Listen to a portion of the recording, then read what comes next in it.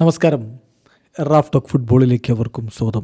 ഞാൻ CR7 ആരാധകരാണ്. മെസ്സിയുടെ Inter മയാമിക്കെതിരെ goal അടിച്ചാൽ ഞാൻ സെലിബ്രേഷൻ കാണിക്കും. പക്ഷെ അങ്ങനെ സൂയി വിടാനൊന്നും മുറിയിലെ ഗ്രൗണ്ടിലുണ്ടായില്ല. 16ാമത്തെ മിനിറ്റിൽ ഇന്റർ മയാമി ഗോൾ അടിച്ച നീക്കത്തിനിടക്ക് പാൽമിറാസിൻ്റെ താരത്തിന് പരിക്ക് പറ്റി 18ാമത്തെ മിനിറ്റിൽ തന്നെ സബ്സ്റ്റിറ്റ്യൂട്ട് ചെയ്യപ്പെടേണ്ടി വന്നു. അങ്ങനെ സൂയി വിടൽ നടന്നില്ല. എന്തായാലും അദ്ദേഹം പറഞ്ഞിട്ടുള്ള വാക്കുകളിലേക്കൊന്ന് പോകാം. അതിപ്പോൾ വലിയ വാർത്തയാക്കിയിട്ട് TYC സ്പോർട്സൊക്കെ കൊടുക്കുന്നുണ്ട്. മൊറീലോ മെസ്സിയെ കളിക്ക് മുമ്പ് ചലഞ്ച് ചെയ്തു എന്നാണ് അവർ പറയുന്നത്. പക്ഷേ പിന്നെ പരിക്ക് പറ്റിയത്. മെസ്സിയെ ചലഞ്ച് ചെയ്തിട്ടൊന്നുമില്ല.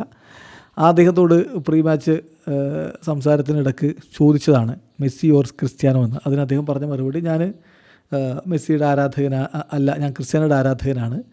ഗോൾ അടിച്ചു കഴിഞ്ഞാൽ ഞാൻ ഗോൾ അടിക്കുകയാണെങ്കിൽ ഞാൻ സെലിബ്രേഷൻ ക്രിസ്ത്യാനോ കളിക്കുന്ന പോലെയുള്ള സെലിബ്രേഷൻ കാണിക്കും എന്നാണ് അദ്ദേഹം പറഞ്ഞിരുന്നത്. ആൾ ഡിഫൻഡറാണ്. പരിക്ക് പറ്റി നേരത്തെ പുറത്തു പോവേണ്ടി വന്നു. എന്നാൽ അദ്ദേഹം കളിക്ക് മുമ്പ് പറഞ്ഞ വാക്കുകളിലേക്ക് ഒന്ന് പോകാം. അദ്ദേഹം പറയുന്നു, തീർച്ചയായിട്ടും ഞാൻ CR7 ആരാധകനാണ്. ഞാനൊരു ടീം CR7 ആണ്, അതിൻ്റെ ഭാഗമാണ്. അതിൻ്റെ കാരണം എന്ന് പറഞ്ഞാൽ ക്രിസ്ത്യാനോ വളരെ കംപ്ലീറ്റ് ആയിട്ടുള്ള ഒരു പ്ലെയറാണ്. ബ്രസീലിലെ പോലെ തന്നെ അദ്ദേഹത്തിന് ആ ഒരു കളിയോടുള്ള പാഷൻ വളരെ അധികമാണ്. വളരെ ഗുഡ് പോസിറ്റീവ് തിങ്കിങ് ഉള്ള ഒരാളാണ്. അദ്ദേഹത്തിൻ്റെ ആ ഒരു ഡിസിപ്ലിനാണ് അദ്ദേഹത്തെ വ്യത്യസ്തനാക്കുന്നത്. എൻ്റെ കാര്യത്തിലും ഞാൻ അദ്ദേഹത്തെ പോലെ ഡിസിപ്ലിനായിട്ട് കാര്യങ്ങൾ ചെയ്യാൻ വേണ്ടി ശ്രമിക്കുന്ന ഒരാളാണ്. അദ്ദേഹത്തിൻ്റെ റൂട്ടീൻ ഫോളോ ചെയ്യാൻ ആഗ്രഹിക്കുന്ന ഒരാളാണ്. വിതൗട്ട് എ ഡൗട്ട് അദ്ദേഹം മറ്റുള്ളവരിൽ നിന്ന് വ്യത്യസ്തനാണ്. അത് ഞാൻ വളരെയധികം ഇഷ്ടപ്പെടുകയും ചെയ്യുന്നു.